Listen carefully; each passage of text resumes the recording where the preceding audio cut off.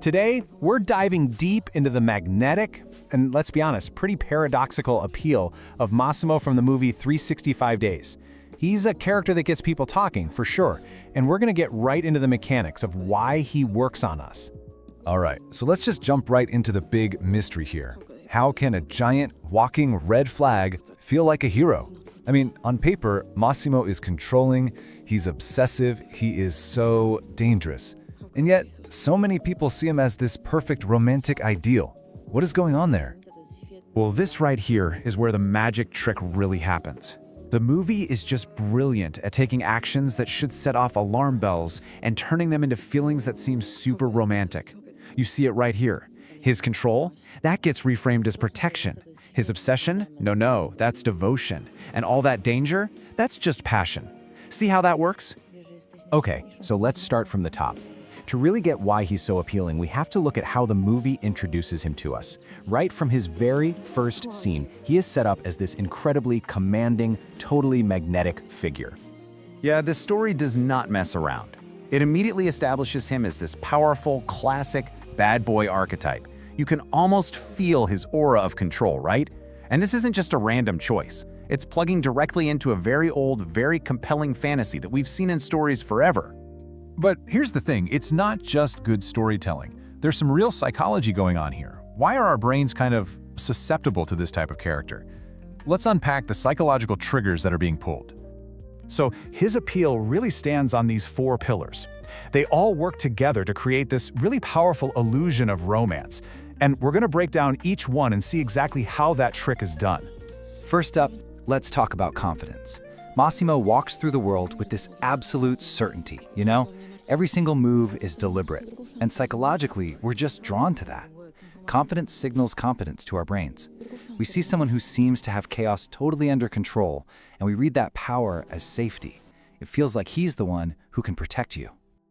Next up is something we can call selective vulnerability. Think about it. Massimo is basically a fortress, but every now and then he lets a tiny crack in that armor show. And here's the key. He only shows it to Laura. This makes his affection feel so exclusive, so valuable. That stark contrast between his tough guy exterior and those super rare moments of tenderness, it's intoxicating. Okay, and this all leads to a really fascinating psychological concept. It's called the misattribution of arousal.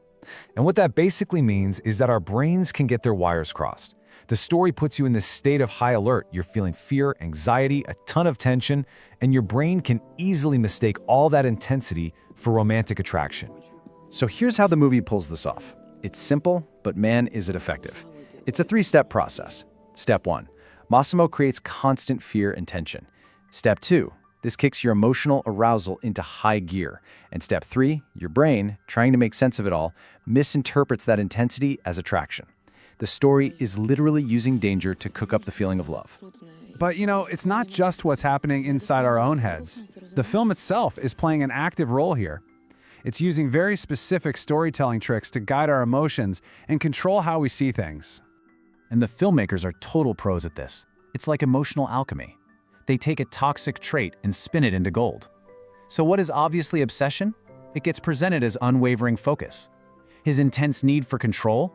That's just him being a capable protector. And his stalking? Well, that's just a fated encounter, wasn't it? This really gets to a core idea, something we all do sometimes. We mix up intensity with intimacy. Massimo's whole relentless pursuit thing? It's a narrative shortcut. It just skips over all the slow, hard work of building a real connection. And instead, it force-feeds you the feeling of a deep bond. Like, instantly. And it's not just the plot either. The filmmaking itself is doing a ton of heavy lifting. I mean, think about all those classic romantic moves, the crazy expensive gifts, the private moments. The movie dials those up to 11 with cinematic tricks. You get the slow motion, the super tight close-ups, and even music that sounds like a racing heartbeat. It's all engineered to hit those subconscious romance buttons in our brain. And maybe the biggest trick of all is how the story puts us on his side. We get to see inside his head, right? We know his desires, his frustrations. By giving us that access, the film builds this weird sense of intimacy between us, the audience, and Massimo. And that makes it so easy to start excusing his actions and let our own moral judgment get a little blurry. Okay, so let's tie this all together. We've looked at the psychology, we've looked at the storytelling tricks, so what's the real secret? What's at the heart of Massimo's powerful, and yeah, pretty problematic, appeal? Here it is. This is the big idea. His romance isn't happening in spite of his danger. It's happening because of it. The danger isn't a side effect, it's the main ingredient. The threat he represents is the actual engine driving the romance. It's what's triggering all those psychological responses we've been talking about. The passion is literally built from fear. At the end of the day, understanding how a character like Massimo is built is about way more than just this one movie. He's really a masterclass in narrative seduction. It just goes to show how powerfully stories can shape how we feel. He's a perfect blueprint for how to play on our deepest psychological triggers: attraction, fear, and desire. So I'll leave you with this question. Now that you know the formula, where else do you see it? Because this pattern, this dangerous allure, is definitely not unique to this movie. It's a formula you see everywhere, in books and films, from broody vampires to powerful billionaires. But now you know how the trick works. And once you see it, you'll start spotting it everywhere.